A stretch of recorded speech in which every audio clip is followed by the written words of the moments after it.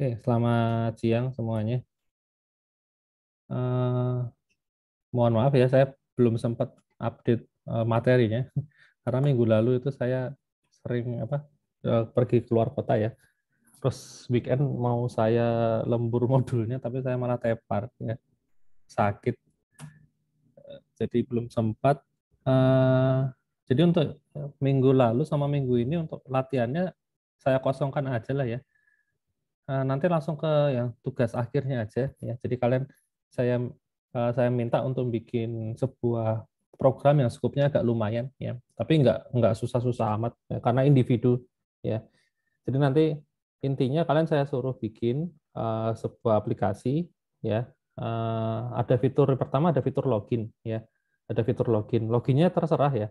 Boleh pakai apa namanya API buatan sendiri atau pakai Firebase atau terserah, yang penting ada login ya, ada loginnya gitu. Nah nanti terus kemudian di dalamnya ada fungsi buat itu ya, nambah data CRUD biasa ya, nambah data, ambil data ya, terus cari data ya, semacam itu. Nah cuman nanti saya bikin ada beberapa tema ya, jadi eh, mungkin ada yang dapatnya temanya datanya tentang apa misalnya makanan, itu ada yang dapatnya temanya tentang apa namanya produk-produk ya, obat-obatan misalnya kayak gitu ya, seperti itu. Tapi intinya sama ya, ada untuk login terus ada itu CRUD gitu. Eh, Skopnya sih menurut saya sih apa namanya nggak susah ya, dibandingkan dengan kalau zaman waktu masih offline ya, waktu masih luring ya, karena waktu luring itu kan ini sebenarnya dikerjakannya berkelompok ya, jadi apa namanya skopnya agak besar gitu, jadi fiturnya harus macam-macam sampai pakai hardware segala gitu ya. Cuma karena ini online jadi ya apa namanya intinya hanya menggabungkan beberapa materi aja kemarin ya, terutama yang terkait dengan database itu dijadikan satu aplikasi gitu. Nah, nanti pembagiannya saya taruh di LMS ya. Terus dikumpulkannya nanti waktu minggu-minggu UAS aja ya. Gitu. Jadi waktunya kurang lebih 2 minggu dari sekarang ya. Gitu. Kalau untuk fungsi login kayaknya sama semua lah ya.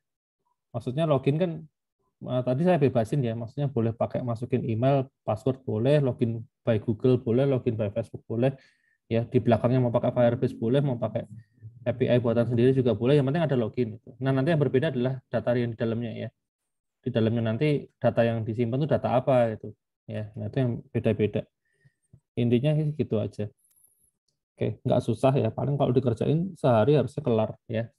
Gitu. Oke, untuk hari ini itu materinya sih masih ngikut yang di modul ya. Cuma yang di modul itu karena bukan yang paling update, jadi eh, apa namanya di modulnya kosong, yaitu judulnya tentang data binding, jadi langsung saya demokan aja ya. Data binding ini sebenarnya kalau saya bilang ini materi tambahan ya, nggak diimplementasikan pun juga sebenarnya nggak apa-apa, maksudnya kita masih bisa bikin Oh, program apa namanya Pak, ya. suaranya nggak bisa dan Pak kayak agak Nih, kayak suaranya kayak agak kurang jelas gitu Pak. oh serius, Pak, Bapak lagi sakit atau? enggak tuh, tes tes tes. Oh, jelas kok Pak di tempat saya Pak. Oh Oh ya udah berarti mungkin punya aku aja. oh, coba diganti headphone-nya. Oke Pak. Jelas-jelas aja kan ya. Jelas Pak.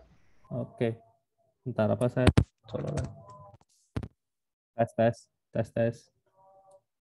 Kayaknya di tempat tempat saya,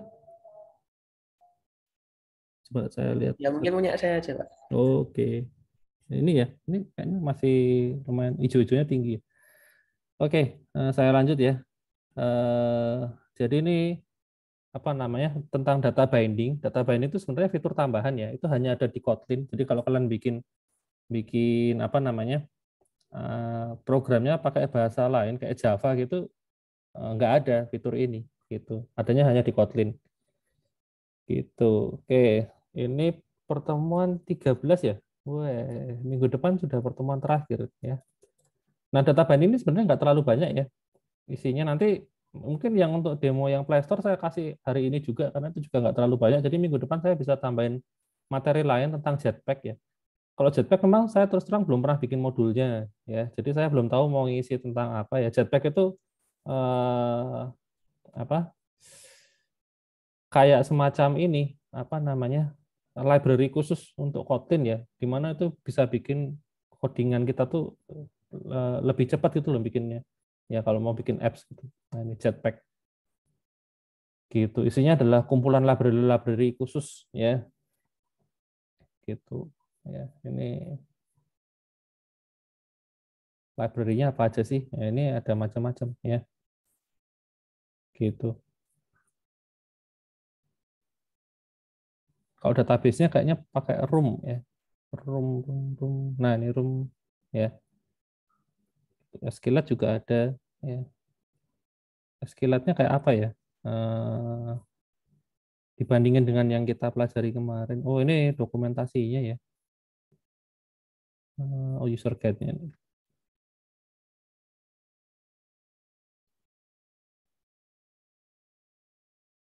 Hmm. Pokoknya sama aja ya. Iya, perasaan sama aja. Nanti saya cari yang agak agak sedikit bermanfaat aja deh. Kalau yang ini kok kayaknya sama ya, yang room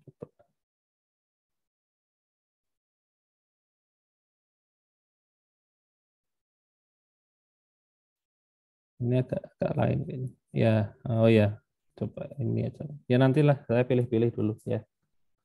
Jadi pertemuan terakhir tuh biasanya materinya karena kalau lihat dari kurikulumnya sudah habis, jadi saya kasih materi tambahan aja. Nah, kayaknya saya kasih ini ya, Jetpack. Namanya Jetpack. Ada roketnya gini ya.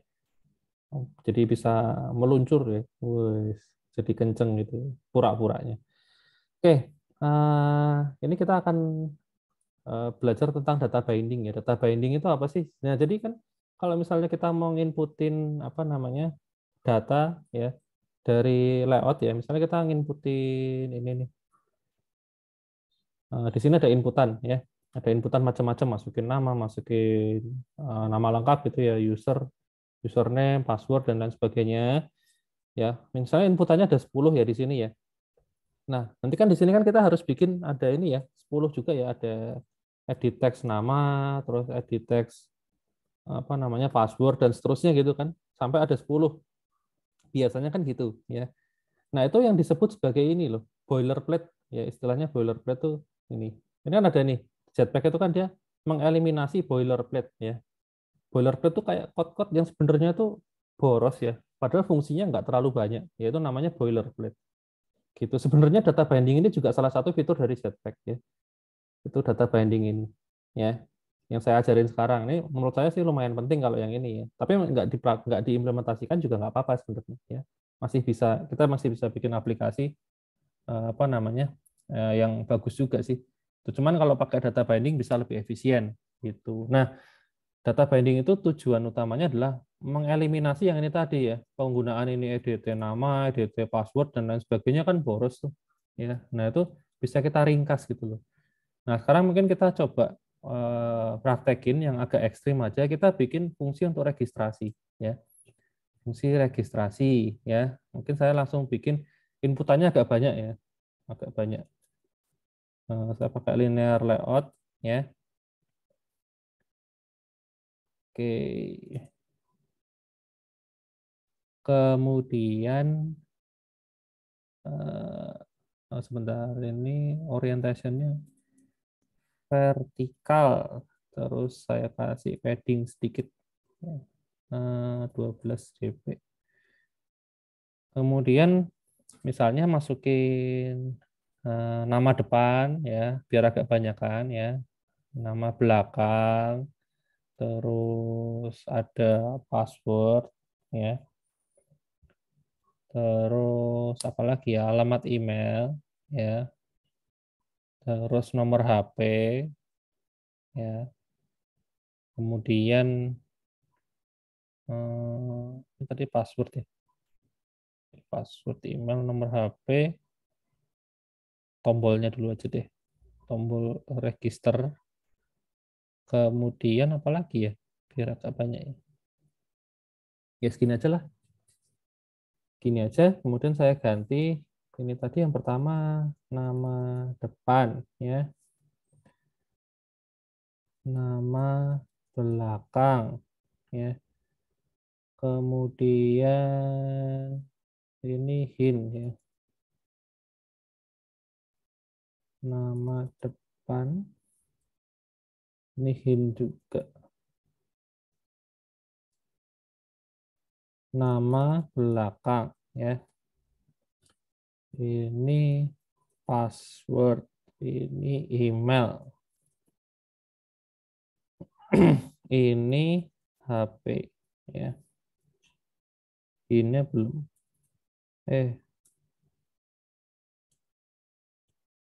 Ini password ya. Ini email. Ini handphone. Nomor handphone. Oke, seperti ini ya. Inputannya ada 5, 1, 2, 3, 4, 5. Terus tombolnya lupa ya. Button register ya. Registrasi. Oke, ini selesai ya. Sampai di sini, oke, nggak ada masalah. Inputannya seperti ini. Nah, biasanya kan yang kita lakukan ya adalah ini, apa namanya? Kita bikin satu-satu kan. Tadi ada EDT, nama depan ya, file dulu nih. File ya. Kemudian kita pakai find view by ID ya, masukin edit text gini, terus EDT nama depan ya, kayak gini kan. Terus bikin lagi file EDT nama belakang ya, find view by ID, edit text ya, terus RID, EDT nama belakang ya. Nah, kayak gitu kan kepanjangan ya. Ini aja baru 5 input aja udah kayak gini gitu loh. Malesin itu ya. Bikin 5 itu cuma deklarasi ini ya. Bikin 5 baru cuma deklarasi masing-masing ini. Belum nanti pas makainya ya dipanggil EDT nama depan ya. EDT nama depan ya, titik teks ya kan, titik to string ya. Nah, kayak gitu kan ngambilnya kan seperti ini. Ya, ini pas ngambil. Itu dianggap nggak nggak efisien ya, meskipun mungkin buat kalian biasa aja gitu ya. Yang nggak efisien apanya itu, tapi kalau menurut apa namanya orang-orang yang sudah pro itu, wah ini pemborosan nih, kayaknya kayak gini nih, ngapain sih harus repot-repot seperti ini gitu ya. Diringkas aja lah. Nah, makanya itu diciptakan yang namanya data binding ya, ada yang disebut sebagai data binding. Jadi gini, data binding itu kita nggak pakai seperti ini lagi ya. Eh, Langkah pertama ya untuk mengimplementasikan data binding itu pertama-tama kita harus ini dulu, apa namanya, di enable dulu ya, di enable dulu di data bindingnya. Kita buka Gradle-nya, terus buka modulnya di bagian build feature, mana ya, build feature.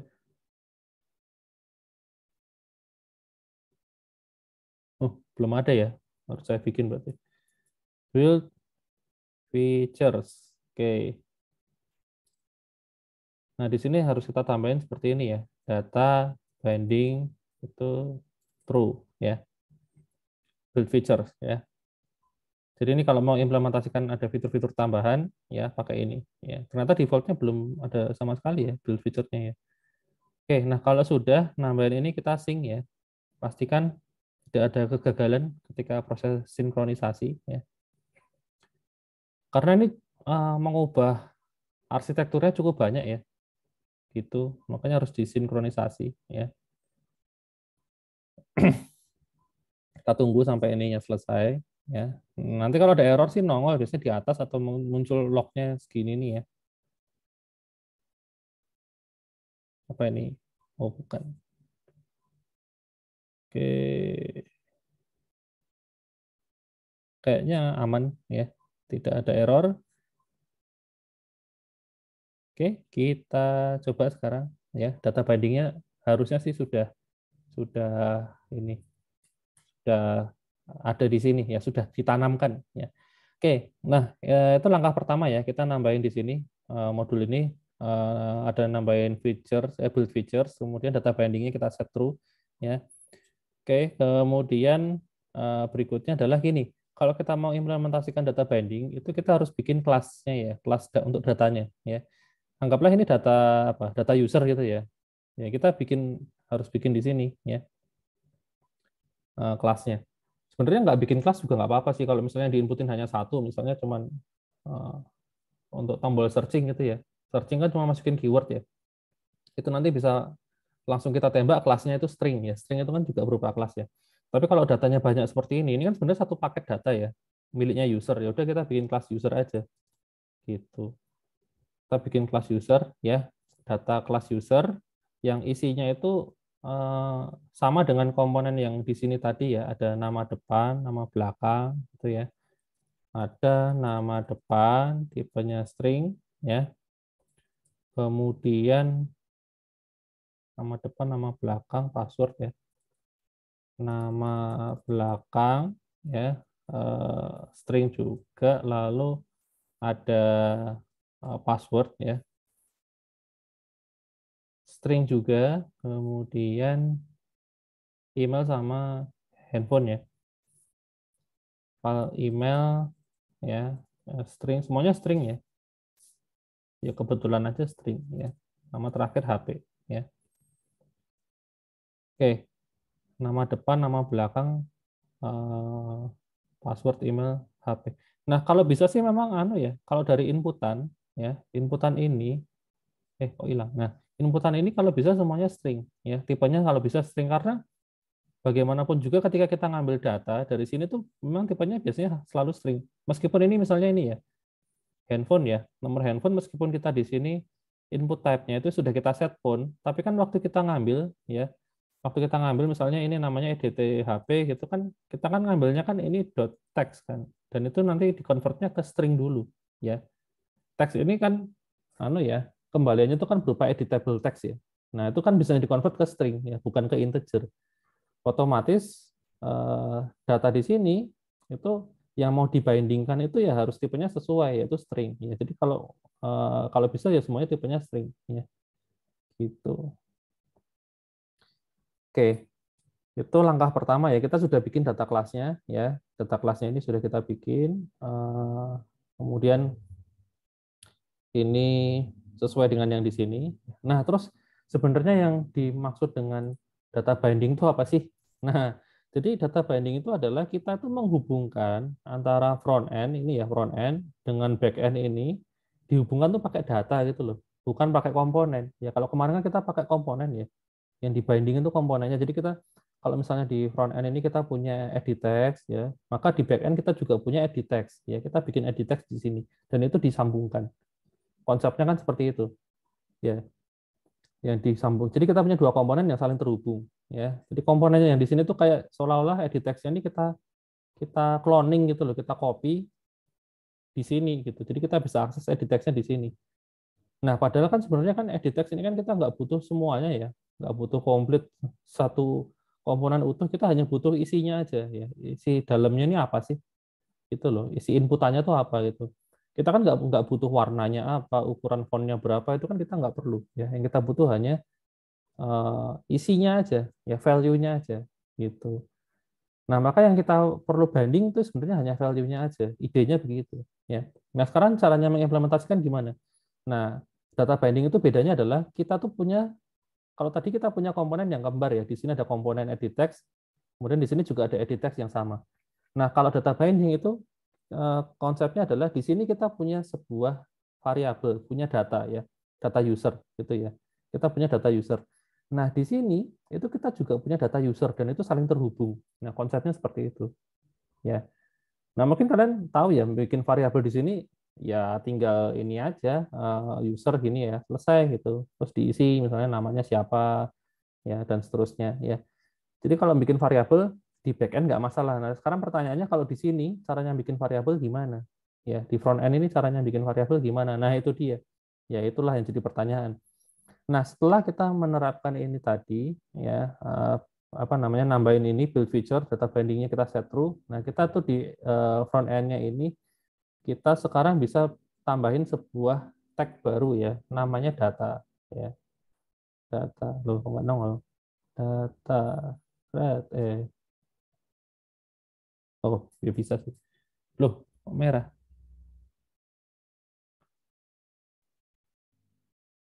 Wah ini, kok kok kok kok kok nggak kebaca ya? Oh, sebentar, sebentar. Bukan di sini, Ding. Ini masuk layout ya. Ini gini. Eh, salah tempat ya. Ini kan layoutnya kan di sini ya. Ini kan komponen layout ya. Satu paket ini ya. Ini adalah miliknya si layout ya. Layout yang mau ditampilkan kan ini, yang ada tampilannya. Data itu kan sebenarnya bukan bukan sesuatu yang bisa ditampilkan kan. Nah, itu kita taruh sini ya. Di luar sini.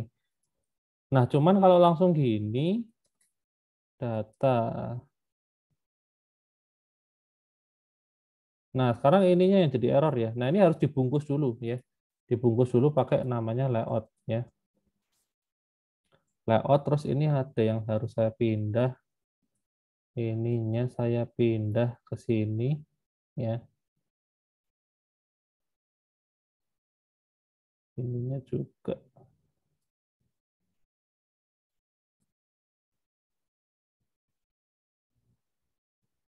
Ini lalu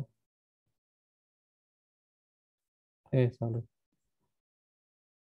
Mana tadi? Di paling bawah. Jadi nah ini kita di paling luar itu kita punya pembungkus baru ya, namanya layout ya. Layout pakai L-nya kecil ya. Seperti ini ya. Layout. Layoutnya ini cuman isinya cuman skemanya aja ini ya. Skemanya apa? Kan biasanya kan skemanya ini kan ditempelnya ke ini rootnya ya. Menunjukkan dia tuh root gitu loh. Nah, ini sekarang rootnya berubah jadi layout ini ya. Yang ini bukan komponen apapun ya, bukan linear layout, bukan constraint layout ya. Hanya layout biasa ya. Tag layout. Memang aturannya harus begini ya. Nah, kemudian data itu bisa kita taruh di sini sekarang. Nah, ini baru kebaca ya. Nah, sekarang harusnya nggak error. Sip ya. Nah, kita di dalam layout ini itu sekarang ada ini. Kita bisa nambahin komponen macam-macam ya. Salah satunya adalah data ya. Kita bisa deklarasi data di sini. Kemudian ketika ada linear layout atau constraint layout, nah ini adalah komponen yang akan ditampilkan tuh yang ini sekarang. Gitu. Nah, ini indentasinya kok berantakan sih. Bentar. Ini. Nah, oke. Jadi sebelum linear layout yang biasanya kita pakai atau constraint layout gitu, kita bisa deklarasi data di sini. Nah, di sini kita bisa deklarasi variabel juga pakai tag namanya variabel. Ya. Kita punya variabel tadi namanya user ya.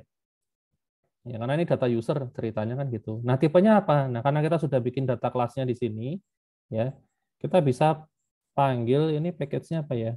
IDACUKDW. Oh ya, IDACUKDW.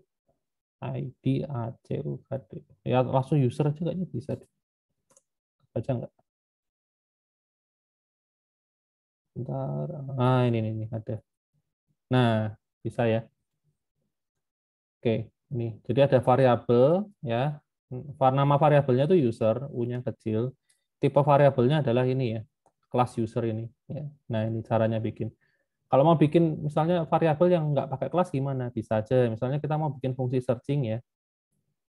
Fungsi searching itu kan inputannya hanya satu ya. Masa kalau cuma satu kita harus bikin sebuah kelas yang isinya hanya satu variabel kan nggak lucu ya. Nah, kita bisa pakai gini ya, keyword terus tipenya string gini juga bisa ya.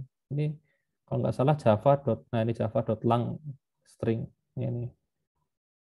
Mau string langsung bisa deh, nggak pakai Java.lang. Biasanya saya gini ya, Java.lang.string ya, komplitnya seperti ini cuman ternyata sekarang bisa langsung gini aja ya. Kalau integer bisa nggak ya? Saya nggak pernah soalnya kalau pakai integer malah. Ya. Kayaknya kok nggak bisa ya. Ini ada integer. Tapi sebenarnya percuma sih karena di sini kan inputan kan ini tipenya teks ya, harus string gitu loh. Jadi kayaknya nggak bisa juga sih.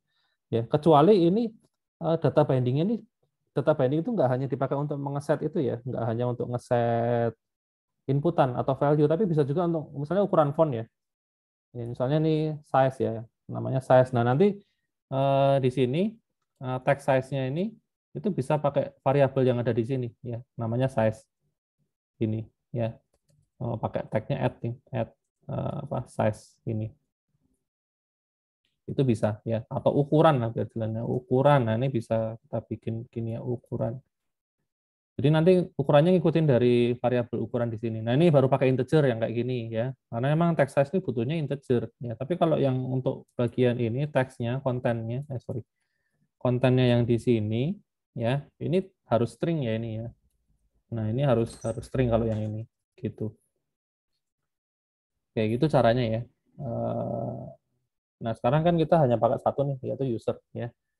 Nah, user ini itu kan kita perlu binding untuk apa namanya setiap komponennya ya. Jadi user itu kan ada tadi nama depan, nama belakang, terus ya macam-macam lah isinya ya. Dan itu masing-masing dipasang ke sini kan. Nah, kita tinggal ini aja masangin satu-satu. Pertama misalnya ini teks ya, teks, kemudian apa namanya? Kita bisa pakai add ya. Kalau mau pakai data binding itu simbolnya add ya. Beda dengan kalau di Kotlin-nya itu kalau di Kotlin kan kita mau ngobrolin kan pakai dolar ya. Terus kurung kurawal kan gitu kan. Nah, kalau di sini pakainya add ya. Add terus kurung kurawal. Nah, tadi kan kita punya variabel user, user punya nama depan ya, tempel ke sini. User, nah nama depan, terus saya copy aja biar cepat. Ini nama belakang ya. Kemudian ini password, terus ini email. Kemudian ini HP ya. Sorry.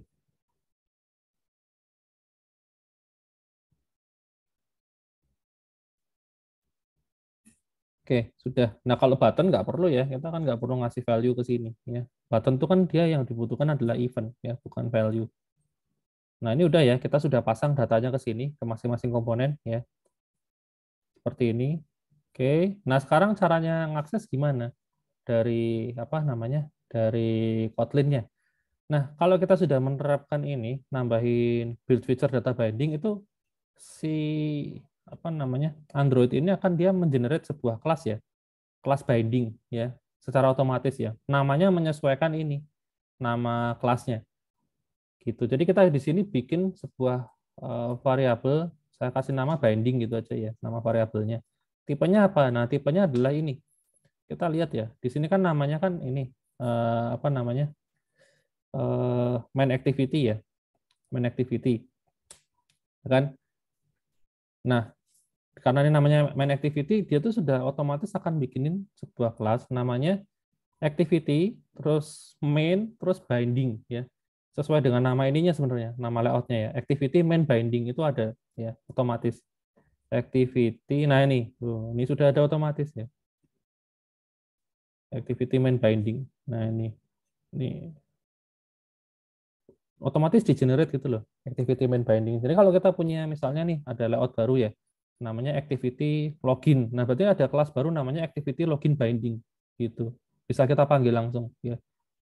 Di generate otomatis itu yang disebut Jetpack tadi itu gitu loh.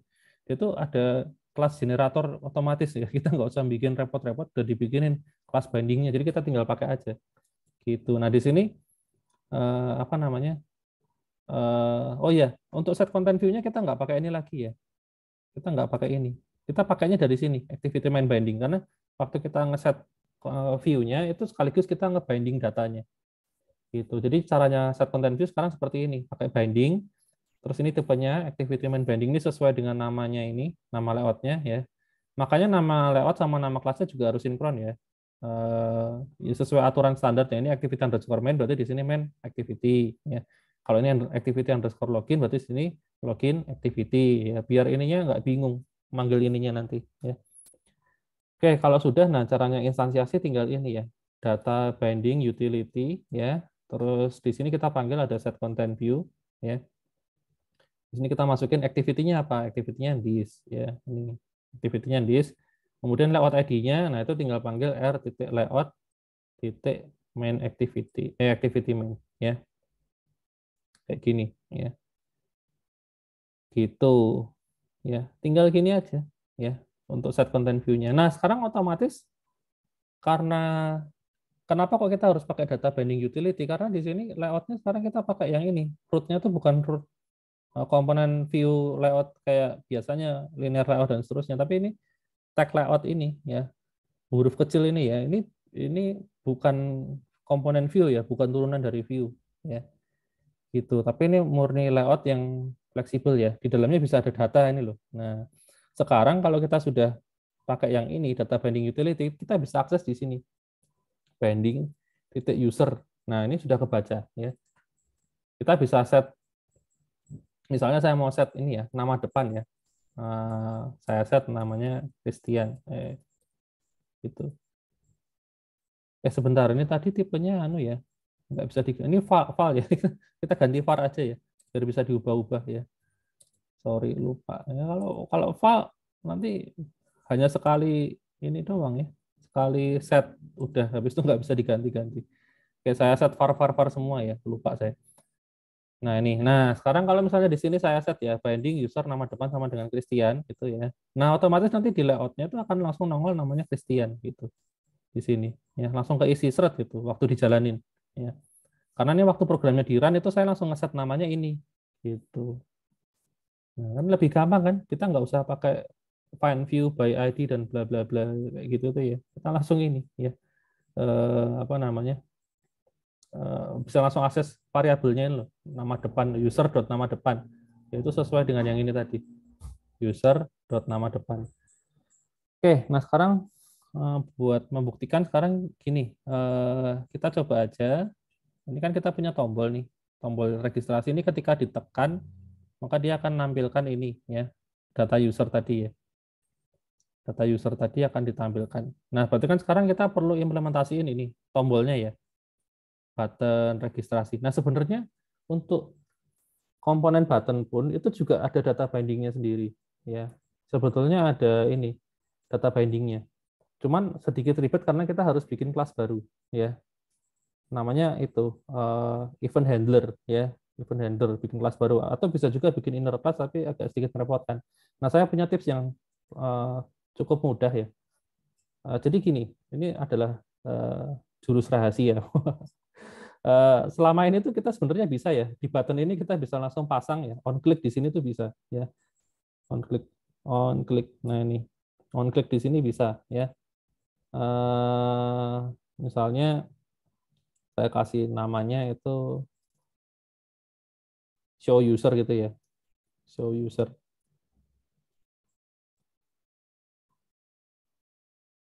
Oh kok merah tapi, oh ini karena belum ada ya, karena belum ada functionnya. Oke, jadi ini kita bisa sebenarnya di button ini langsung pasang on click show user. Nah, terus show user ini fungsinya taruh mana? Taruh sini ya. Kita bikin aja di sini function apa show user ya. Nah, seperti ini. Gitu. Kalau kita lihat lagi masih error. Oh, masih itu. Karena ini kayaknya belum terima parameter view ya. Oke, coba saya tambahin apa namanya? Tipenya view. Masih error belum diimport. Oke, import thread. Loh, kok masih error ya? Bentar. Oh, ini nggak pakai kurung. Nah, baru nggak error ya. Oke. Nah, ini. Jadi kita sebenarnya bisa ya langsung pasang di sini on click gitu. On click. Terus di sini nama functionnya apa? Oh, show user. Nah, function show usernya kita bisa bikin di sini ya, di activity-nya. Show user. Dan dia harus menerima parameternya ini ya, view ya. Kalau ini saya hapus, kita lihat harusnya sih error. Ya. Kok enggak? Biasanya error.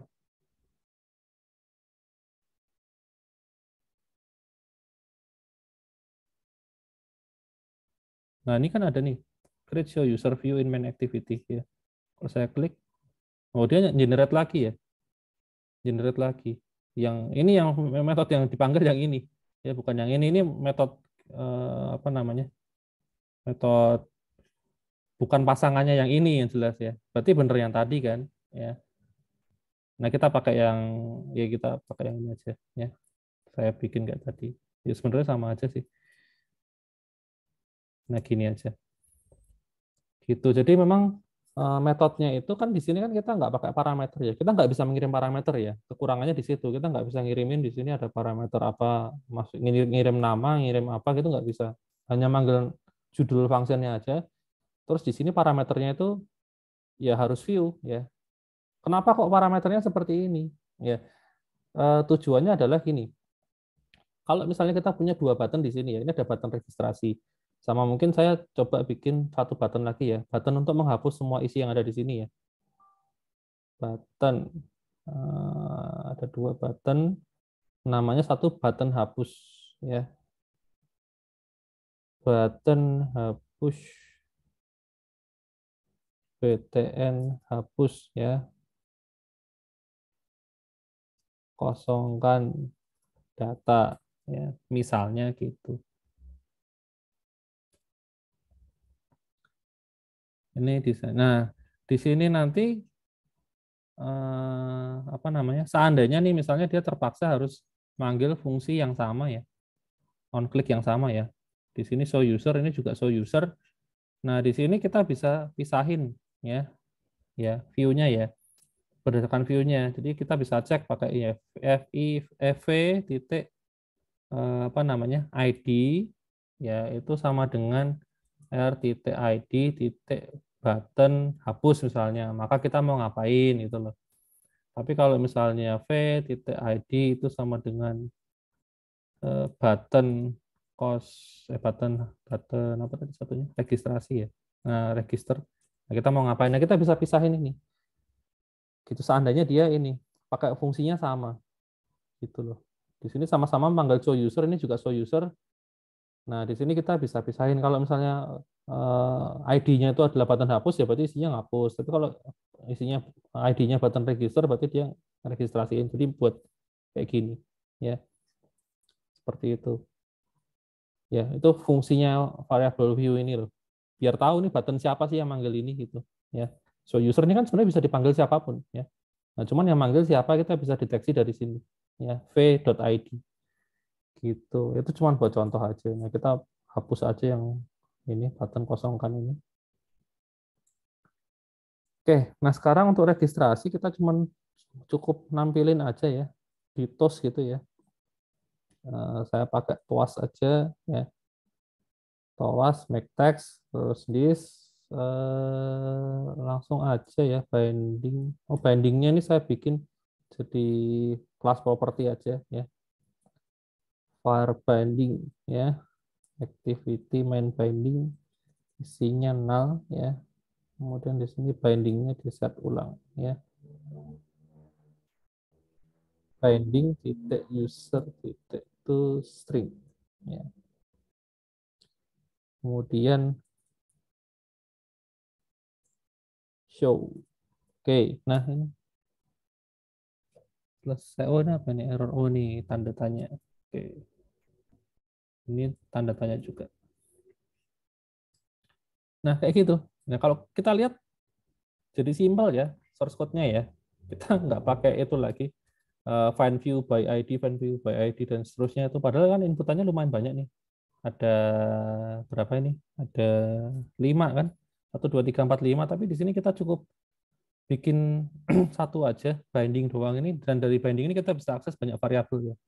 Ada user, terus kalau kita mau misalnya bikin variabel yang baru lagi ya selain user, misalnya variabel apa ya, variabel name pekerjaan itu misalnya ya, job itu juga bisa aja ya. Nanti tinggal di apa namanya, di bindingnya kita bisa panggil binding.job ya, dan seterusnya ya.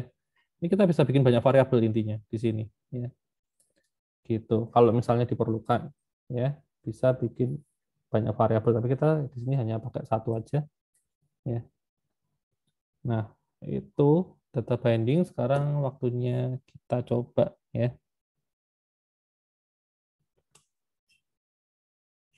Bentar.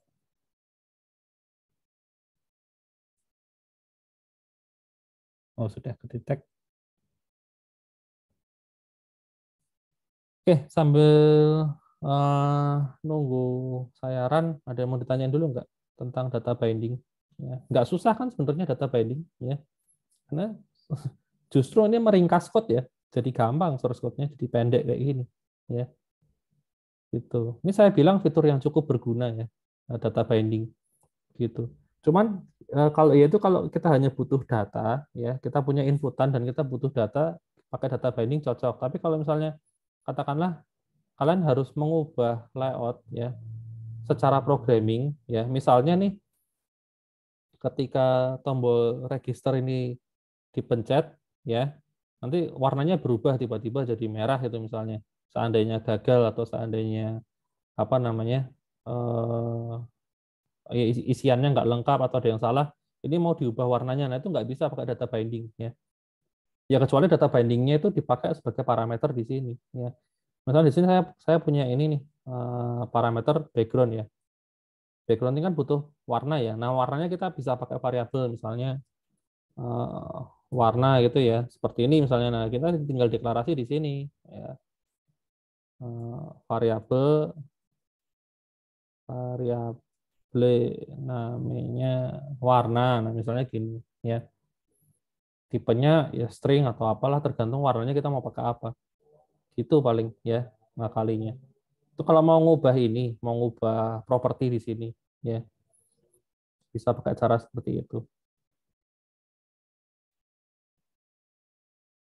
Oke, sebentar, kayaknya saya ada yang lupa nih. Sebentar. Oh, ini kayaknya error nih. Bindingnya ini belum di ini, belum dideklarasikan ya. Kayaknya error deh. Soalnya objeknya null ya, kayaknya. Tapi kok enggak ya? Bentar. Harusnya tuh ini ya. Setahu saya, seingat saya tuh harus di ini dulu, apa namanya? Binding terus titik user itu harus kita instansiasi seperti ini loh. User tuh isinya kelas user ini loh. Gini terus isinya nama depan kosong, semuanya kosong itu harus diginiin dulu ya. Tapi ini sayaran kok keluar aja ya. Kita coba aja berhasil nggak. Nama depannya Christian ya. Christian, nama belakangnya Nugraha, passwordnya 1234, emailnya di nugraha@ti, nomor HP 081234567789. Oke, saya pencet registrasi. Nol ya. Oh iya iya. Ini nol karena belum di ini, belum saya deklarasikan. Jadi usernya ini harus di ini dulu, instansiasi dulu karena usernya kan kelas user ya. Di sini kan kita hanya mendeklarasikan variabel user, tipenya kelas user, tapi belum pernah ada yang menginstansiasi. Nah, di sini harus diinstansiasi dulu ya. Ini kosong semua ya. Kosong, password kosong, email kosong, HP kosong. Nah, saya jalanin lagi.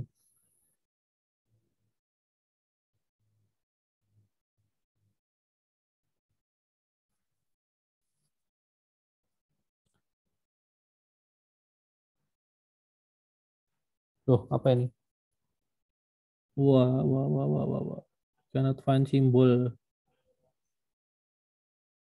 Hah? Kok ada tambahan ini? Data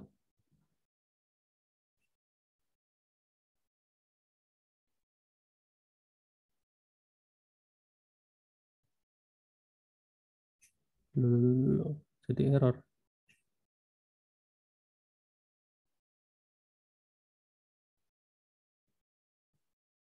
Sebentar, clean dulu.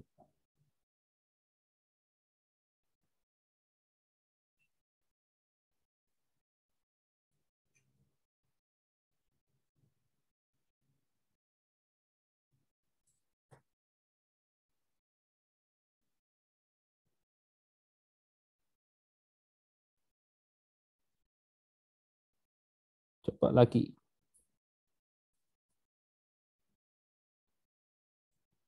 Loh, kok error lagi ya?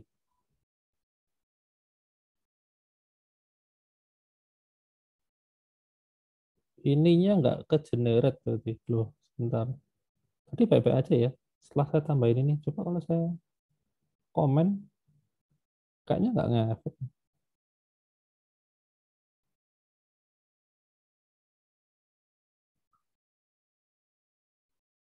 Iya loh, kok tiba-tiba error ya.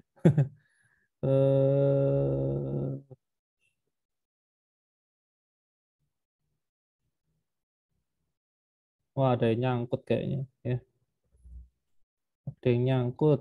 Berarti saya clean dulu. Saya rebuild. Clean itu dihapus ya intinya. Kan kalau kita nge-build ya, kita run itu kan kita nge-build ya, nge-build file yang executable ya. Nah, kadang-kadang itu file-filenya itu ketika kita run ulang, itu kan nggak semuanya itu di generate ulang ya. Jadi file-file yang lama yang dirasa nggak perlu di build ulang ya tetap aja. Nah, padahal itu harusnya ada yang di build ulang gitu. Jadi solusinya kalau kayak gitu tuh kalian bisa ini clean ya. Di clean tuh dihapus semua yang file apa namanya executable-nya dihilangin semua ya, terus di rebuild. Ya. Biasanya sih gitu ya. Kita coba aja.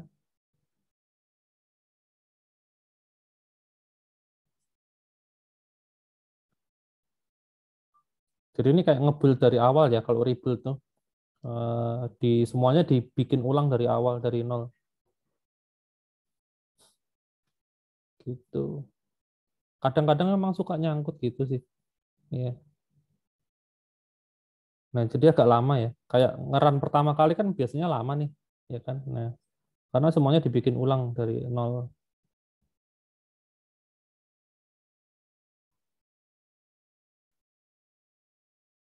Wah, masih error. Apa ya ini ya? Perasaan tadi nggak apa-apa ya. Oke, saya cari di Mbah Google aja ya. Minta bantuan Mbah Google. Kan advance symbol ini ya.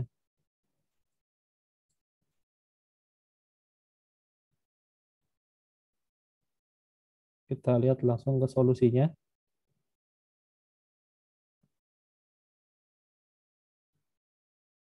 Correct syntax for assigning value data binding is, tuh saya udah pakai kayak gini.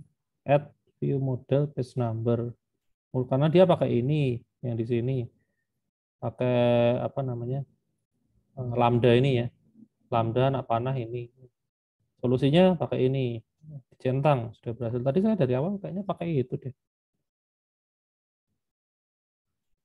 User, nama depan, nama belakang, email, HP. Oh, ini saya tadi nambahin tapi lupa ngapus. Astaga. Iya, itu sumber masalahnya. Jadi kan cuma buat nyontohin aja ya. Astaga. Ya sudah.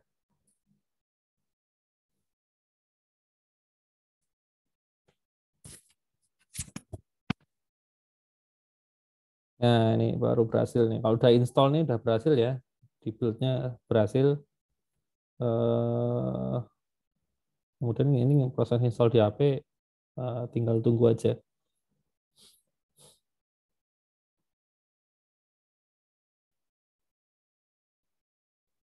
Ada yang mau ditanyain nggak sambil nunggu?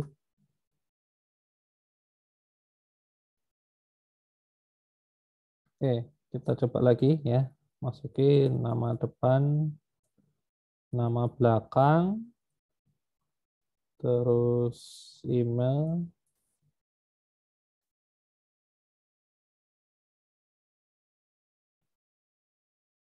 pencet. Jret.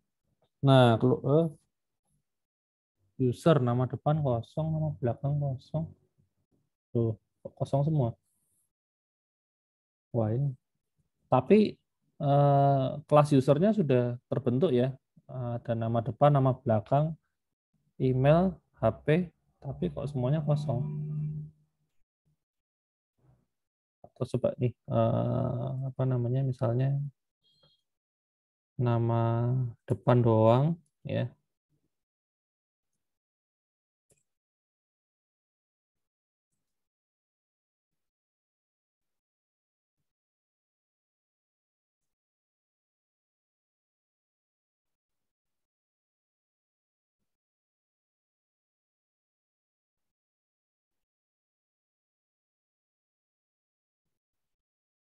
Sama nama belakang ya. Nama depan sama nama belakang.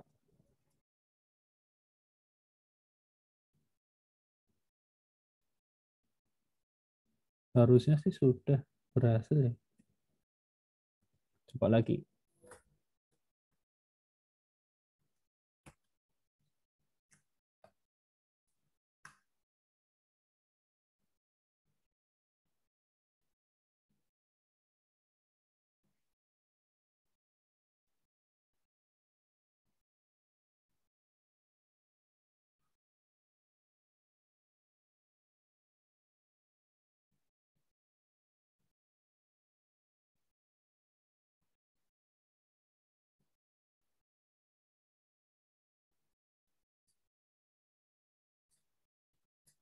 Oke, coba lagi deh.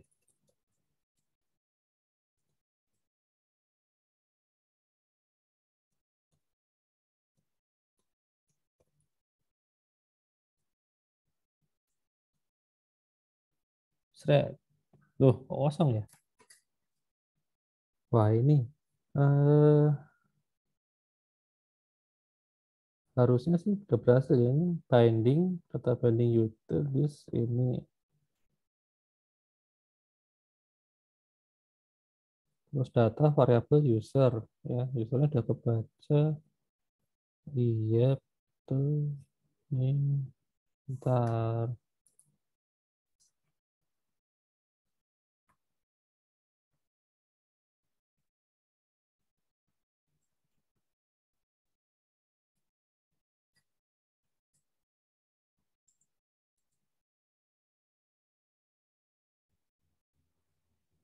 Kalau ini saya kasih langsung misalnya,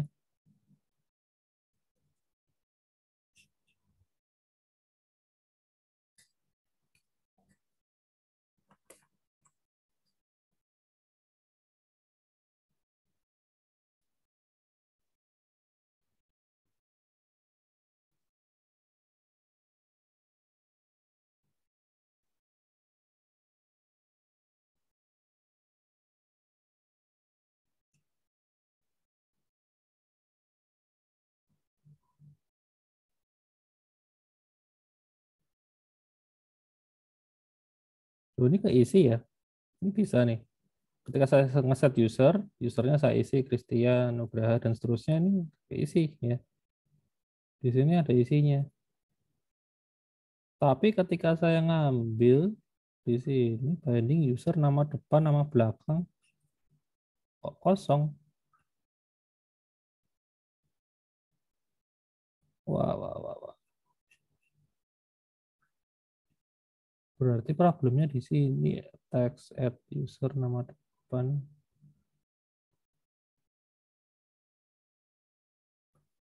Hmm.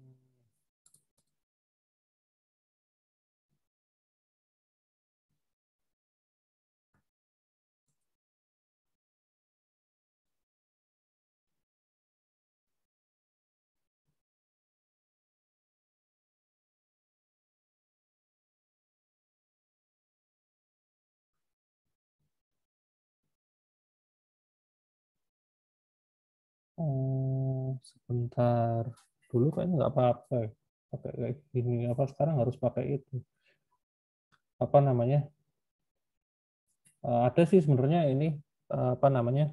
Observable object ya. Jadi ketika value-nya berubah ya, di sini ada value sorry, di sini value berubah itu di sini akan nge-trigger ya, nge-trigger sesuatu tapi kayaknya terlalu ekstrim. Biasanya kayak gini aja berhasil sih. Nggak ada masalah. Kok ini cuma satu arah ya sepertinya ya? Apa ada yang berubah ya aturannya ya? Karena di sini saya ngeset bisa ya user user ini kan saya set Christian Nugraha gitu.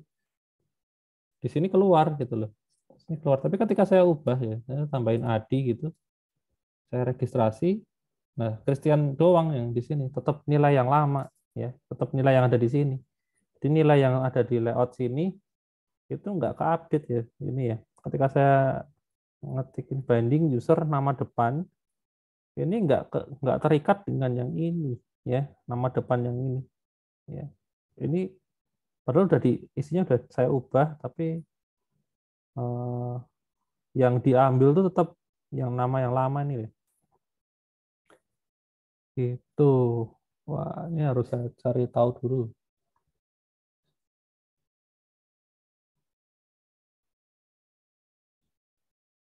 Ya, mungkin sementara anggap aja gitu dulu kali ya.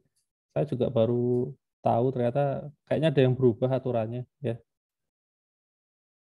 Gitu. Nanti coba saya cari tahu dulu kenapa kok hanya bisa satu arah, ataukah solusinya harus pakai yang observable ya. Sekarang harus pakai observable ya. Jadi ada yang ini data binding observable ya. Pakai intent start ulang activity-nya. Harusnya sih enggak sih kalau di start ulang, karena fungsi data binding tuh datanya tuh bisa langsung sinkron gitu loh, maksudnya ketika di sini apa namanya, di sini berubah datanya, di sini juga ikut berubah juga. Ini kalau misalnya saya set ulang ya, misalnya gini, apa namanya, saya saya apa namanya, saya bikin function apa nih misalnya ganti ya, function ganti gitu namanya. Terus saya set ya binding.user, terus saya set misalnya nama nama depan itu saya set Bambang gitu ya. Ini harusnya juga bisa ya. Jadi ini kayak cuman searah gitu loh. Seolah-olah ya, kita coba apa namanya? Bikin aja di sini button ya. Terus ini button ganti, ini ganti. Terus tadi kalau diklik dia akan panggil fungsi namanya ganti ya, seperti itu. Jadi nanti dia akan ganti nama depannya jadi Bambang gitu ya. Nah, ini kalau satu arah dari activity ke layout itu kayaknya bisa, tapi kalau dari layout ini ya nilainya diubah terus mau diambil sama activity itu nggak bisa. Jadi kayak arah yang sebaliknya tuh kayak di blok ya. Kok saya menduganya seperti itu. Nah, apakah harus pakai yang ini ya, observable data ya. Ini juga sebenarnya bagian dari data binding sih. Cuman agak lebih merepotkan ya ini. Bikin kelas user, di kelas usernya ini bukan data kelas biasa lagi, tapi eh, harus dibikin ini observable field. Jadi fieldnya itu bisa di sebenarnya ini untuk itu sih. Jadi masing-masing field tuh kayak punya ini, punya listener gitu loh. Jadi tiap kali update itu akan ini dapat nge-trigger ya function itu. Ya, jadi nanti kayak gini jadinya data terus tipenya user ya, terus ini observable map. Nah, masangnya sih sama, user last name, terus ini string value dan seterusnya. Nah, cuman kan yang disiapin tuh jadi harus lebih banyak kayak gini ya. Wah, ada tag-tagnya seperti ini ya. Jadi susah ini. Nah, ini activity-nya kayak gini nih. Jadi panjang gitu loh. Ya ini bisa sih pakai solusinya pakai ini, teman, kok terlalu overkill, maksudnya kita nggak butuh sejauh itu ya. Kita cuma butuh kalau tombol dipencet kita ambil data, itu dulunya sih pakai cara kayak gini bisa ya.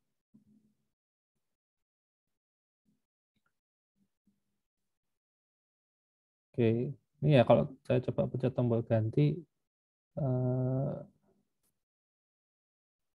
berubah jadi apa, Bambang namanya ya. Kita lihat aja. Oke, ini ya saya pencet ganti thread. Oh iya nih, nggak mau juga ding. Ini ya nama depan Bambang user.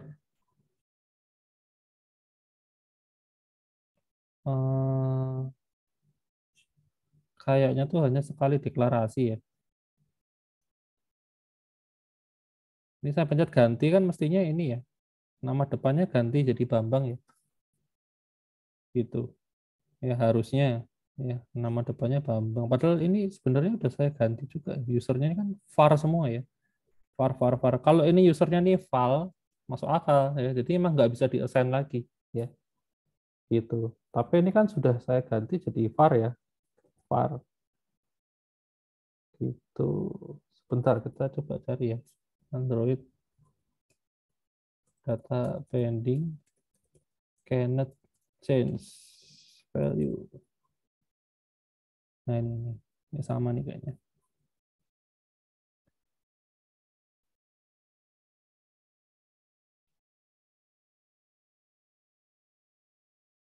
Oh, iya. Yeah. Tambahin ini.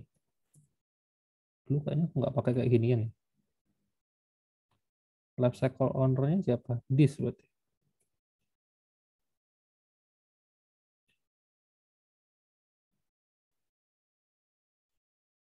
Parameternya, ya coba aja deh.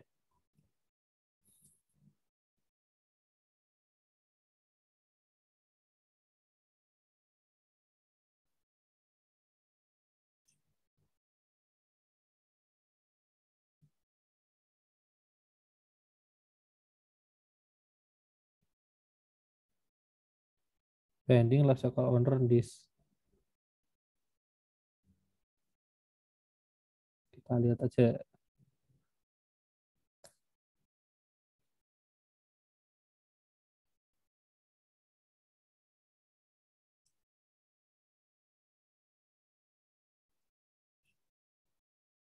Loh, apa nih? Promo WIB. Lah, kok error? Kita pencet. Enggak juga ya. Kalau saya tambahin, saya pencet. Loh, sekarang malah ini ya. Saya pencet ganti. Ganti. Oh, sebentar. Coba saya run ulang dulu.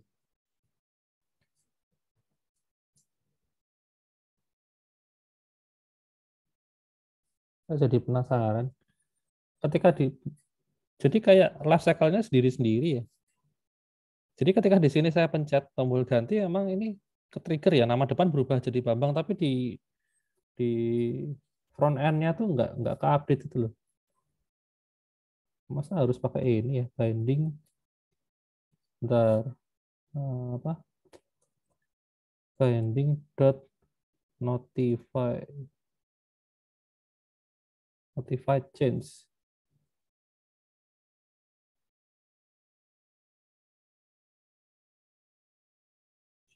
Ganti, set. Ini kan belum nih, belum. Terus saya regis. Nah, di sini sudah berubah. Jadi yang di back end ya. Tapi di front end-nya tuh tetap ini namanya ya. Iya. Jadi kayak variabelnya malah sendiri-sendiri. Tapi anehnya itu yang nge-trigger itu kan tombol button ya. Oh ya, ini sih. Jadi kayak kayak di sini tuh ada variabel variabel sendiri namanya user. Kemudian di sini juga ada variabel sendiri ada namanya user, ada dua ya. Cuman yang pertama ini berhasil ketika kita ngeset ya binding.user, saya set usernya ini kan di front end-nya tadi keluar. Tapi terus ketika saya otak-atik di belakang ini namanya saya ganti itu di front end-nya nggak ke-update ya. Gitu.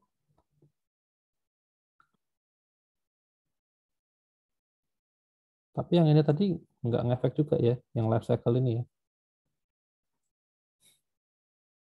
Life cycle owner-nya ini apa tuh? Nggak nggak apa? Nggak ngefek juga.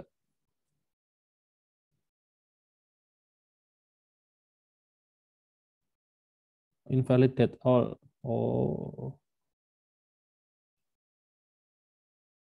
sebelum event harus pakai ini. Kok aneh ya? Kalau saya ganti thread, nggak juga. Tapi ketika regis ganti. Oke, saya coba tambahin yang ini deh. Saran yang berikutnya nih, invalidate all. Agak maksa tapi.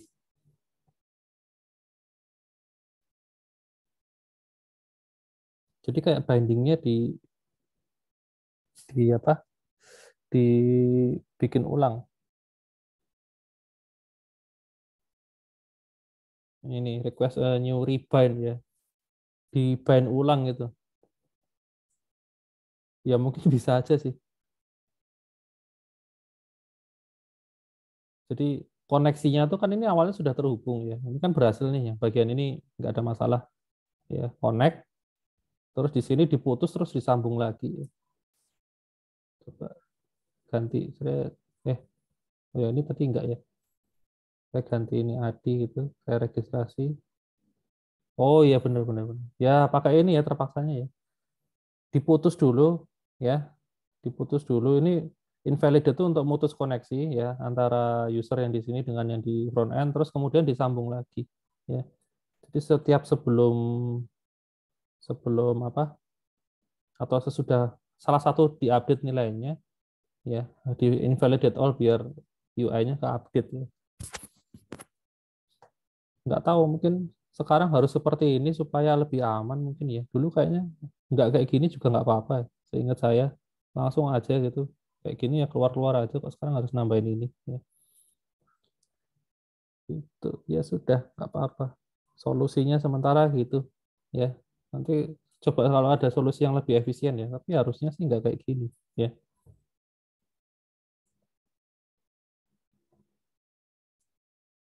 Nah, ini sekarang saya pencet ganti, lihat, nah ini berubah ya. Karena posisinya ketika saya pencet ganti ini kan user yang di backend kan diubah nih, nama depannya di Bambang. Nah, terus koneksinya tuh diputus ya, pakai invalid ini diputus sama yang depan. Terus ini habis putus langsung disambung lagi. Nah, pas nyambung lagi kan nama depannya kan sudah berubah jadi Bambang ini ya.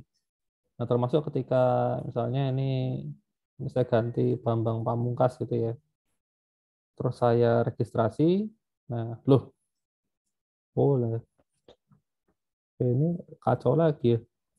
Pamungkas karena di invalidate kan diputus ya. Wah, ini bukan solusi juga ternyata ya. Iya, memang menurut saya ini bukan solusinya sih. Yang dari front end tetap nggak bisa ganti nilai ya. Karena yang di invalidate, karena kalau kita invalidate itu kan kita putus koneksi, terus kan nyambung lagi tapi datanya pakai data yang ada di back end, bukan data di front end. Jadi kalau ini saya isi semua, terus saya invalidate ya, itu nanti bakal hilang semua ya. Gitu. Nih, saya regis nih kosong gitu. Nah, hilang kan. Ya, nanti saya coba cari caranya dulu ya. Kok sekarang seperti ini. Ya. Oke, ada yang nemu? Nah, untuk data binding, apa? Untuk data binding dan binding, apakah ada perbedaan? Binding itu maksudnya yang mana?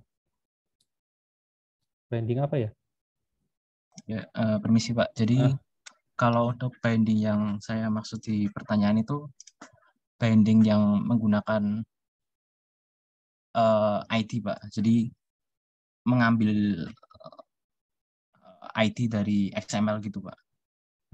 Jadi nanti di XML ada ID apa gitu.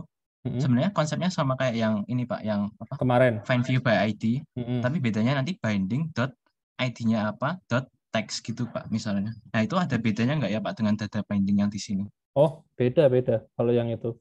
Kalau data binding ini kan yang di binding hanya datanya aja, jadi kita nggak peduli sama ID-nya. Jadi mau ID-nya pakai apapun nggak masalah. Dan ini juga misalnya kita punya satu data ya, nama gitu misalnya ya. Terus di sini inputannya ada 5. Nah 5-5-nya ini mau kita set semuanya pakai nama kan bisa juga kan.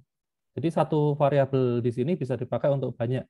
Karena memang nggak ada hubungannya dengan yang ID tadi. Nah kalau yang kamu tanyakan yang binding itu satu binding berarti hanya satu komponen kan, berarti kan kayak gitu kan ya toh, berarti binding dot ID-nya A, ID-nya B, ID-nya C kan gitu. Itu iya, beda iya betul Pak. itu kalau itu harus satu-satu, jadi itu lebih mirip kayak yang cara sebelumnya kemarin, cuman kita nggak ambil satu komponen, kita hanya ambil butuhnya apa gitu ya, pakai binding itu. Nah kalau yang ini kan data doang ya, kita cuma di sini lihatnya cuma variabel aja, kita nggak peduli ada ID apa di sini. Itu ID-nya nggak penting. Sebenarnya ini di sini ya, ini ID-nya mau kita hilangin juga nggak apa-apa kok kalau data binding tuh. Nah ini nggak usah pakai ID sekalian nggak apa-apa. Ini dihapus itu nggak apa-apa. Ya. Nggak akan ada efeknya. Gitu. Ini saya hapus semua gitu nggak masalah. Ya. Tetap jalan aplikasinya. Ini ID ini sebenarnya kalau pakai data binding itu agak sia-sia. Ya, kecuali button karena button juga enggak sih, Bang. Kita masang eventnya langsung di sini kok. Nah, ini aman ya. Kalau data binding kayak gini aman. Tapi kalau pakai caramu nggak bisa kayak gini. ID harus di set kan? Iya betul Pak, harus di Karena set. ini di sini ID jadi tidak penting kalau pakai data binding. Oh, Ini tetap jalan. berarti perbedaannya di situ ya Pak. Apa Ya, kalau data binding bisa ngambil semua data, bisa ngubah semua gitu ya Pak istilahnya. ya satu variabel bisa dipakai banyak. Terus lagian untuk ID-nya jadi sebenarnya ID nggak ada gunanya lagi gitu kalau data binding. Oh iya, iya baik Pak. Terima kasih Gitu. Pak. Oke, seperti itu. Ya, nanti ini coba saya cari tahu dulu lah ya. Saya juga nggak tahu kenapa. Dulu saya coba kayak gini kayaknya nggak masalah. Ya, ya itu. Terus, oh ya mungkin untuk yang konsol itu saya demokan bentar karena sebenarnya nggak banyak sih konsol Play Store itu. Ya, karena mungkin jadi gini kalau kalian mau publish aplikasi ke Play Store kan nama situsnya tuh konsol Play Store ya. Jadi ketikan aja konsol Play Store, nah nih Google Play Console namanya. Ini Google Play Console. Nah, kebetulan kan di kampus kan ada akunnya ya. Jadi apa namanya? Kok ini sih emailnya? Emailnya bukan yang ini. Nah, kalau kalian mau daftar sendiri bisa bayar $25 ya selamanya. Gitu.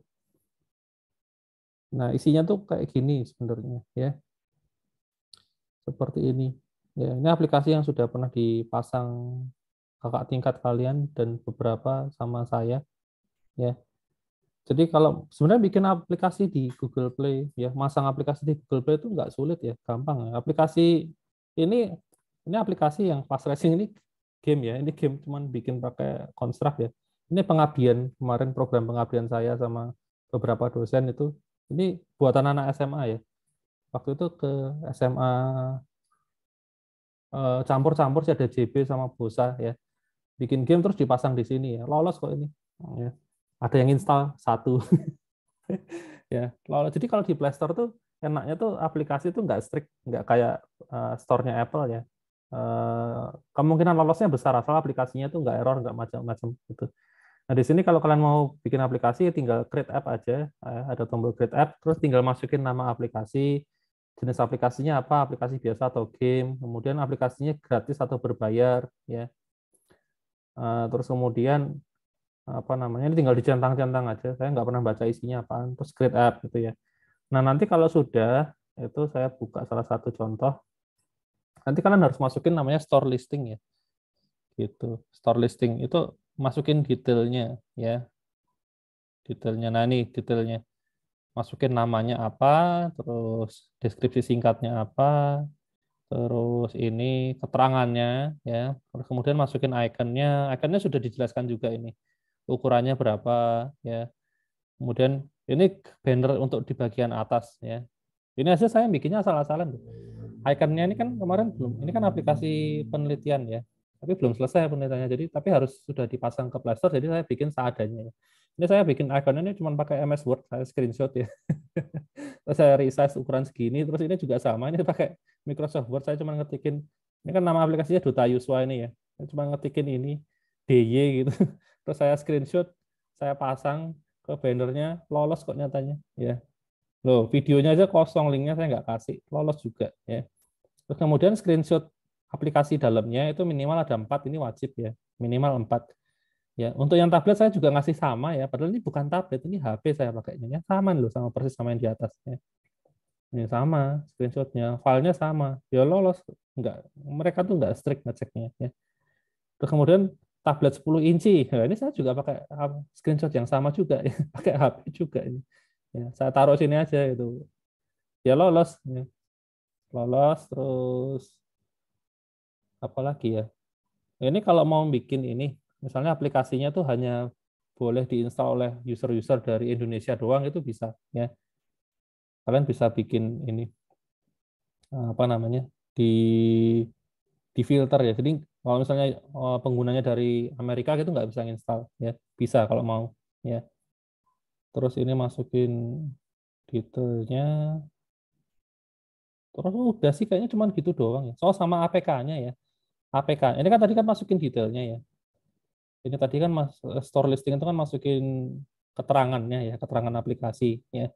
Nah, kemudian untuk APK-nya ya, itu harus masuk ke bagian ini production ya. Nah, di sini kita harus bikin rilis baru. Rilis itu versi maksudnya ya. Bikin versi rilis baru ya. Nah, di sini kita harus ngupload APK ke sini ya. Upload APK ke sini.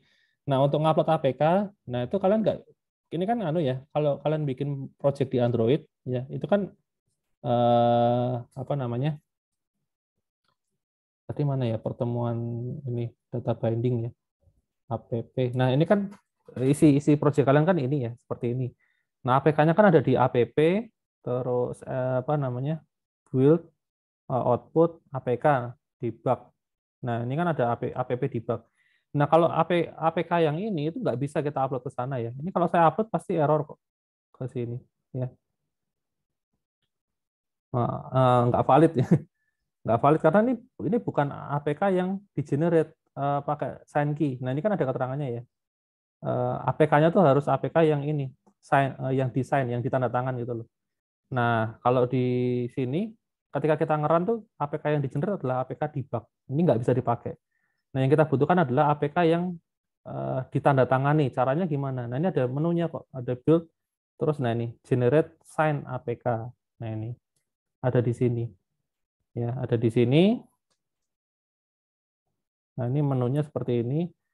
Kalian bisa ini Android App Bundle, terus ada APK ya. Ini kemudian, nah di sini kalian harus punya yang namanya ini ya, kunci ya.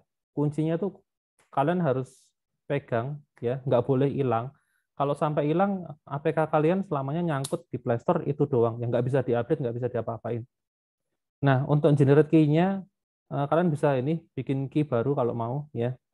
Nama key-nya apa, password-nya apa, dan seterusnya. Ya, nama organisasi ini key-nya ini isinya keterangan diri kalian gitu loh, profil kalian. Jadi nanti APK-nya akan ditempel, dicap pakai key yang ini yang sudah berisi data diri kalian ya. Jadi itu nggak boleh digonta-ganti lagi. Nah, karena saya sudah punya, ya saya tinggal pilih aja kunci punya saya. Nah, ini kunci punya saya. Passwordnya apa ya? 1234 kali. Saya lupa. Ya itulah pokoknya. Coba masukin ngawur bisa nggak? Oh, ini saya lupa passwordnya. Ya ini pokoknya intinya saya masukin apa password, terus saya next, itu nanti dia akan langsung ke generate ya. Nanti di sini di generate di sini akan ada folder baru ya, namanya release output, terus saya lupa di sini tuh ada direktori baru namanya release. Nah, APK-nya di dalam situ. Nah, itu APK yang bisa kita upload ke sini. Ya, taruh sini. Terus kalau sudah diupload di sini sudah valid, ini tombolnya bisa dipencet yang kanan bawah nih loh. Terus kita pencet review. Ya, selesai. Gitu. Terus tinggal ditunggu aja ya. Ditunggu aja nanti kalau sudah ya apa bakal ke publish ya. Gitu. Nunggunya tuh kadang cepat, kadang lama. Ini yang aplikasi yang ini tuh kemarin sekitar 2 minggu baru di-approve ya. Sementara yang game tadi, yang game balap mobil yang karya anak SMA tadi itu seminggu doang ya, cepet ya. Nanti kalau kalian buka di Play Store sudah keluar ya aplikasinya ini buatan FTU KDW ya. Ini isinya seperti ini ya. Yang install belum ada ya, kasihan banget ya. Ya itu. Seperti itu. Itu caranya. Jadi publish aplikasi di Play Store tuh sangat-sangat mudah ya. Dari pengalaman saya ya.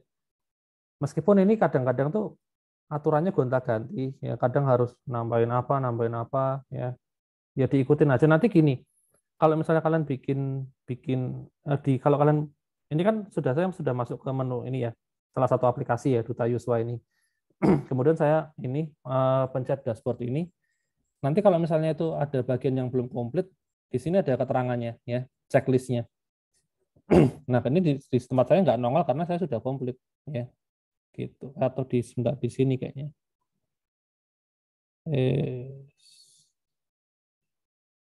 Mana ya?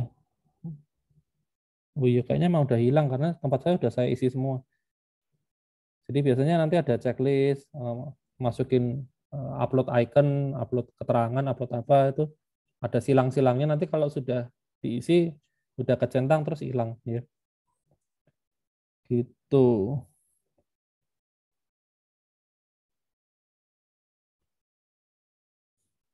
Ya itu apa namanya? Caranya ngupload. Nah, yang saya belum pernah terus terang ini ya monetize. Saya seumur-umur ngupload aplikasi belum pernah berbayar soalnya. Semuanya gratis. Jadi saya nggak ngerti kalau aplikasi berbayar cara kerjanya gimana. Karena saya orang baik ya. Jadi aplikasinya semuanya free ya. Tidak meraup keuntungan. Jadi kecuali kalau kalian mau bikin game terus berbayar, coba aja nanti bisa sharing pengalaman mungkin ya. Gitu. Ini bisa masukin promo code segala ya. Ini karena saya nggak pasang aplikasinya berbayar jadi nggak ada. Ya itu aja mungkin untuk apa namanya publish aplikasi.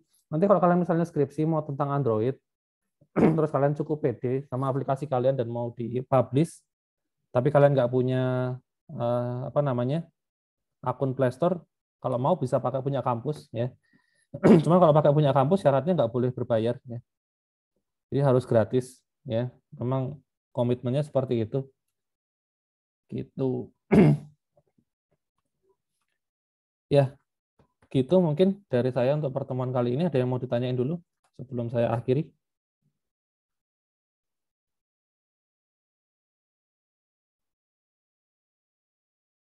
Saya mau tanya, Pak.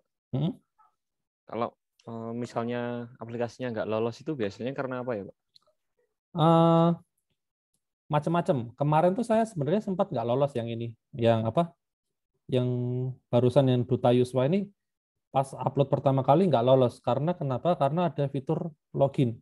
Ya, ada fitur login. Sebelumnya saya tuh dulu sih pernah ada fitur login tapi nggak dipermasalahkan. Nah kemarin sempat ini ada fitur login ternyata dipermasalahkan. Nah dipermasalahnya kenapa? Karena saya nggak ngisi kuesioner.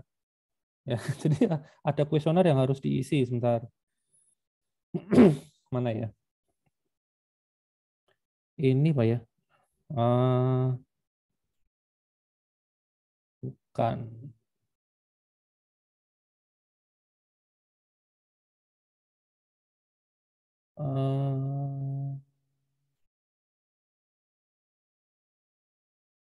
Kayaknya udah nggak ada ya. Jadi gini, apa namanya, ngupload aplikasi ke Play Store tuh pertama kali ada beberapa kuesioner yang harus diisi ya. Jadi gini, kuesioner itu sebenarnya kayak perjanjian gitu loh. Jadi ada pernyataan di mana gini, aplikasi ini tidak akan mengambil data apapun dari user. Nah itu waktu itu saya pilih tidak, ya saya pilih tidak di kuesionernya, gitu ya, tidak mengambil data apapun. Nah saya kan waktu kuesioner ngisinya itu, terus kemudian waktu di review nggak lolos, jawabannya dari sana gini, di screenshot tombolnya, ini ada tombol untuk login, berarti kamu tuh ngambil data dari user gitu. Ya udah kuesionernya saya ganti, jadi awalnya saya jawab tidak, terus saya ganti jadi iya gitu, terus ya udah langsung lolos ya. Gitu. Nanti ada lagi kuesioner ini untuk menentukan rating ya. Aplikasi itu di Play Store tuh punya rating. Jadi rating maksudnya aplikasi ini boleh dipakai untuk anak-anak ya. Anak-anak usia berapa? 0 sampai intinya balita itu, terus 0 sampai 12 di bawah 13 ya. Terus kemudian 13 sampai berapa dan seterusnya itu ada ratingnya. Nah, itu ratingnya itu didapat dari kuesioner ya.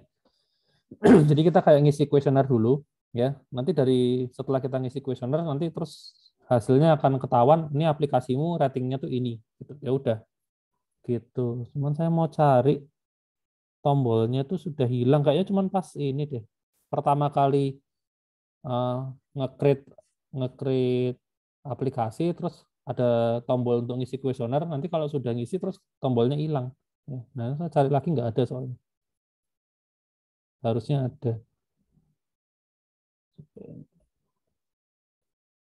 Ini yang tadi. Iya kayaknya udah nggak ada. Ya gitu sih. Biasanya kalau pengalaman saya sih ditolak gara-gara itu. Selain karena bug ya. Jadi kalau bug sih ya memang wajar ya. Jadi misalnya aplikasi dibuka crash gitu ya, terlalu sering crash itu pasti ditolak. Tapi kalau aplikasinya sudah error free ya, nggak ada bug, itu diupload terus ternyata masih ketolak, biasanya ya karena itu tadi kuesionernya nggak sesuai dengan kenyataan gitu. Karena mereka kan akan nyobain aplikasinya ya, explore isinya apa sih, sesuai nggak sih sama kuesioner yang kita isi gitu. Itu verifikasinya cuma kayak gitu doang. Lain dengan store punya Apple ya. Kalau Apple itu kita nggak boleh bikin aplikasi yang sudah ada ya, sudah maksudnya mirip gitu. Jadi di store-nya Apple ada aplikasi kalkulator misalnya, terus kita mau bikin kalkulator juga, nah akan mirip-mirip tuh, nah, itu ditolak pasti ya, gitu. Harus ada keunikannya gitu. Kalau di Play Store ini aplikasi kembar bisa aja diupload dua-duanya gitu, mirip gitu, nggak apa-apa. Gitu. Itu kalau dari pengalaman saya sih ya itu gitu. Oke Pak, terjawab. Lalu kalau misalnya mau menarik dari peredaran, Pak, misalnya aku list lagi gitu. Oh, kalau mau dicabut gitu ya? Ya. Sebentar, tombolnya tuh di mana ya? Dulu tuh nggak seribet ini, tombolnya tuh cuma sedikit ya. Coba kita buka di bagian production, kan ini ada rilis ya. Rilis, loh ini kok Dekaro sih, bentar. Yang ini aja. Nah ini ada rilisnya itu, nah ini kan yang sudah ke-publish kan yang ini nih, ada centangnya available ini ya, show. Coba kita lihat kalau di view detail bisa nggak dicabut.